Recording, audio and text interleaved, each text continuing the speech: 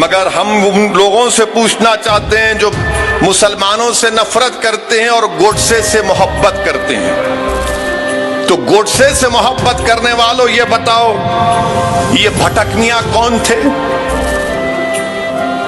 भटक मियां अंसारी कौन थे? भटक मियां अंसारी बिहार में एक बावर्ची थे। महात्मा गांधी जब चंपारण को वहां से शुरू किए थे ना, तो भटक मियां अंसारी को उनका मालिक एक अंग्रेज था, उसने कहा कि तुम महात्मा गांधी का खाना बनाते हो, उसमें जहर डाल दो, गांधी को मार दो। तो भटक मियां ने जाकर गांधी के सामने रोकर कहा कि बापू खाना मत खाओ, इसमें जहर मिला हुआ है। और जब डॉक्टर राजेंद्र प्रसाद चंपारण 1950 में ट्रेन में गए थे, स्टेशन पर उतरे तो उन्होंने फटे कपड़ों में भटक मियां अंसारी को देखकर बुला रही है तो भटक मियां है। गोडसे गोली चलाया गांधी के ऊपर, जान लिया मर, भटक मियां अंसारी ने जहर नहीं दिया गांधी को। अब बोलो कौन वफादार है भारत का?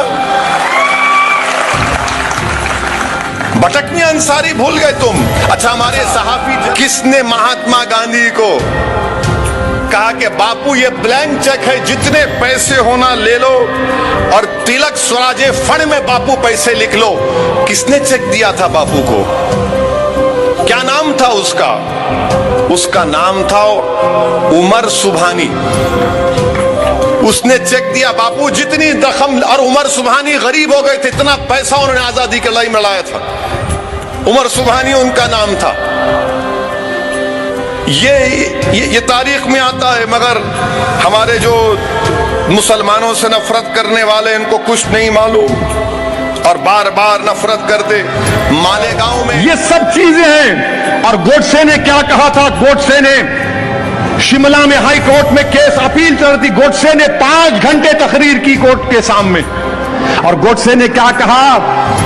बार बार गोडसे हैदराबाद का नाम ले रहा था और गोडसे ने कहा कि गांधी बुज़दिल है, गांधी हिंदू मुस्लिम इत्तेहाद के लिए रोजा रखता है,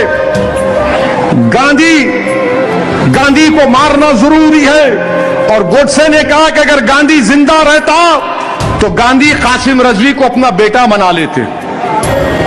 हम तो नहीं बोले कासिम रजवी को, गोडसे ने कहा। ये छुपा सकते आप इस बातों को?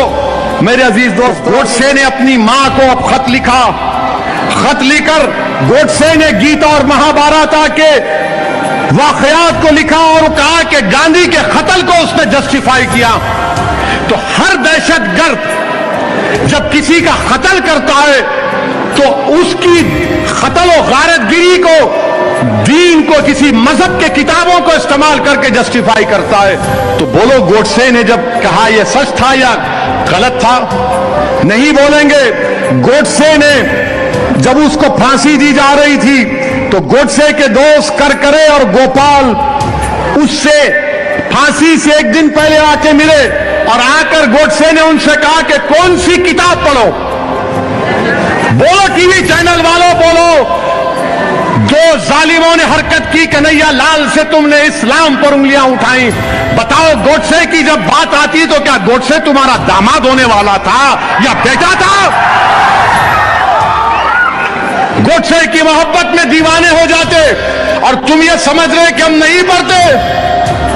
गोडसे ने क्या क्या किया अगर मैं बयान करूंगा तो बहुत देर हो जाएगी। ये नाथू हमारे सामने महात्मा गांधी की लड़ाई है। गांधी ने भी नॉन वायलेंस की बात की थी और 200 साल के अंग्रेजों की गुलामी से इस मुल्क को छुटकारा दिलाया था। गांधी और नेहरू, अंबेडकर, ये मौलाना आजाद, जौहर बरादरान, अल्लामा फजल हक खैराबादी, महमूद हसन, ये तमाम बुजुर्गों ने हमको सिखाया कि नॉन वायलेंस से ही हम जालिम के जुल्म को तोड़ सकते हैं।